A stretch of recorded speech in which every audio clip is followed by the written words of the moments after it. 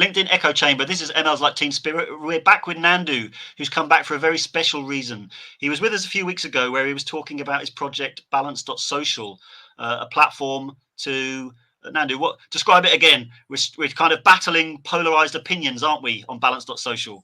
Yeah, Is that right? indeed. It's a platform where guaranteed to have multiple perspectives on any topic under the sun. Got it. And so we're Period. Yeah. fighting back against echo chambers. Now I've brought you back for a series of small interviews because you took this product to an MVP position and built a web platform, an application, applied the machine learning things that you needed. But then you decided to go to San Francisco to try and get backing for the project and enlist helpers and just have a great experience. So I wanted to record an extra series with you because this is not very typical. What is more typical is, folk try and either raise money or try and get the project off the ground.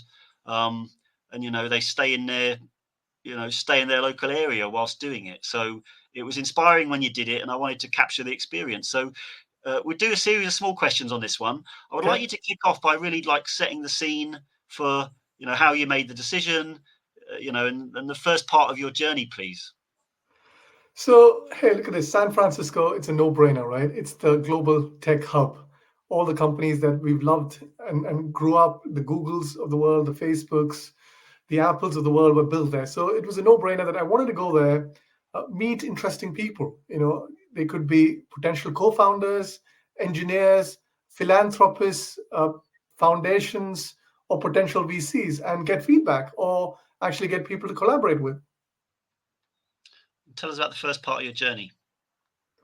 The first part of the journey, as an entrepreneur, you learn to kind of push the boundaries, right?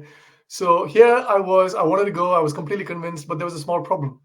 Peak COVID, US had completely closed its borders, except for a few countries like I think Serbia, Mexico, Qatar, and I think Sri Lanka. So the question was, how do you then go to America? So I actually went and stayed in Doha in Qatar, which had one of the strictest of lockdowns where you could barely open your hotel room door because the food was kept there. So that was it. For 2 weeks, it was the strictest of lockdown. I survived that. I had to stay there for a few more days, which would then reset the clock, which would qualify for me to legally then fly from Qatar to San Francisco. So that's how I actually reached San Francisco. And there's also another interesting nugget. So you can imagine, complete isolation, never done that before for over 2 weeks. I land in San Francisco, pick up a place, an apartment in Sunnyvale, right behind the Google offices.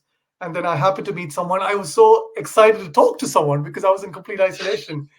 Yeah. And I started talking to this guy. Sounded very informed and fun too. And then about 2 minutes into the conversation, he started saying, "Hey, by the way, look at this. Some of my feeds from social media with some very credible sources, which talks about if you've taken a vaccine, you're going to start talking to the radio tower, and there was absolutely no benefit." I was like, wow. So one was great validation that bloody hell, the journey was worthwhile, but two, equally anxious and nervous to saying, hey, my dream destination, the challenge is not going to be easy. And just briefly describe your plan. So what we'll do in the next question is we'll leap into what you did, how you started, and some of the things you're planning to do. But before we jump over to it, describe. You arrived. So Sunnydale is this, close to the tech campuses where all of the big tech companies are. What was your plan? What were you thinking you were going to do when you got there? So as I mentioned earlier, right, the plan was to kind of meet a combination of people. One was actually get validation, because the question I was asking myself was, why am I the only guy trying to solve the problem of balanced news? Politicians are talking about it, technologists are talking about it, governments are talking about it, charities, foundation. So the first question was, is this an impossible challenge? It's because we solved part of it with literally no money. So the first question was to go there and say, is this a scale question? Is that a technology barrier, or is that the lack of want of people to solve this? So that was the first reason I wanted to go there. The second one was, as I mentioned, meet potential co-founders, meet some smart engineers, and potential investors as well. Got it. So get validation, meetings, investors and engineers, and people that could support the project going forwards. Or am I the only mad guy? All that. We're going to find out tomorrow. Nandu, thank you for that.